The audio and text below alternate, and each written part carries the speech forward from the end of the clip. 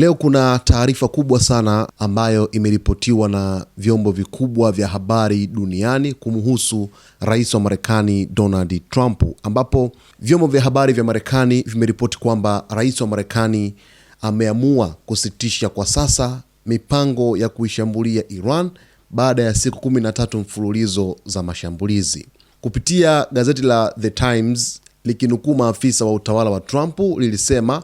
uamuzi huo umetokana na hofu kwamba kuendelea kuongezeka kwa mashambulizi kunaweza kumaliza kwa hatari akiba ambayo tayari imepungua ya makombora ya Patriot ya kuzuia makombora pamoja na silaha nyingine za ulinzi wa anga katika Mashariki ya Kati. Kwa mujibu wa gazeti hilo, uamuzi huo ulifikiwa baada ya mkutano kati ya Trump, washauri wake wakuu pamoja na baadhi ya maafisa waandamizi wa baraza lake la mawaziri siku ya Ijumaa.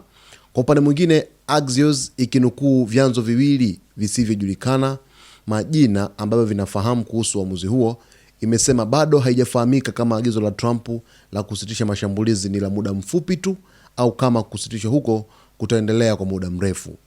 Axios ilisema uamuzi wa Trump unaonesha utayari wake wa kutoa nafasi zaidi kwa diplomasia pamoja na kutambua kwamba isipokuwa kurejea kwenye operesheni kubwa za kivita, kiwango cha sasa cha mashambulizi ya Marekani kimefikia ukomo wa ufanisi wake. Vyanzo hivyo pia viliambia Axios kwamba jeshi la Marekani linaandaa mipango ya uwezekano wa kurejea kwenye operesheni kubwa za kijeshi dhidi ya Iran. Kwa hiyo, kwa ufupi ni kama Marekani inaonekana kusitisha kwa muda mashambulizi makubwa dhidi ya Iran, huku ikiacha wazi uwezekano wa kurejea vitani ikiwa hali itabadilika. Uamuzi wa rais wa Marekani Donald Trump wa kuamua kwamba sasa operesheni dhidi ya kuishambulia Irani zisimame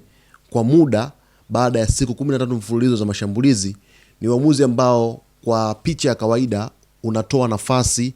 kwa diplomasia kuchukua mkondo wake baada ya msuguano wa muda mrefu wa awamu ya pili ya mapigano kati ya Irani pamoja na Marekani. Na uamuzi wa Trump, kwa mujibu wa taarifa ambazo zimeripotiwa na gazeti la The Times pamoja na Axios, chombo cha habari kutoka nchini Marekani, kuna hofu kwamba huenda kuna hifadhi ile ya makombora pamoja na mifumo ya ulinzi wa anga na zana zingine za kivita zimepungua kwa kiasi kikubwa sana katika kamandi ile ya CENTCOM pale Mashariki ya Kati kwenye vituo vyake vya kijeshi, kwa sababu kiuhalisia ni kweli mashambulizi makubwa yalifanyika huko katika ukanda wa Mashariki ya Kati. Irani ilifanya mashambulizi ya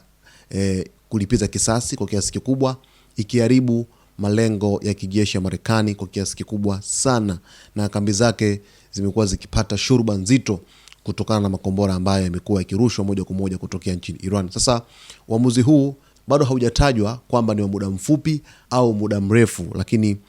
swala hili limeachwa wazi kwamba uwezekano wa kurejea vitani huenda ukabadilika wakati wowote kuanzia sasa, kwamba wakarejea tena vitani hivi karibuni au wakasitisha moja kwa moja kutokana na jinsi ambavyo mambo yanavyokwenda. Mtazamaji wetu, kuna vitu vingi sana vya kuvifahamu ambavyo vinajiri katika anga za kimataifa, lakini ni kuombe uendelee kuwa nasi hapa wakati wote, kwani utafahamu yote ambayo yanajiri katika anga za kimataifa. Usiache kusubscribe, kulike, kucomment pamoja na kushare.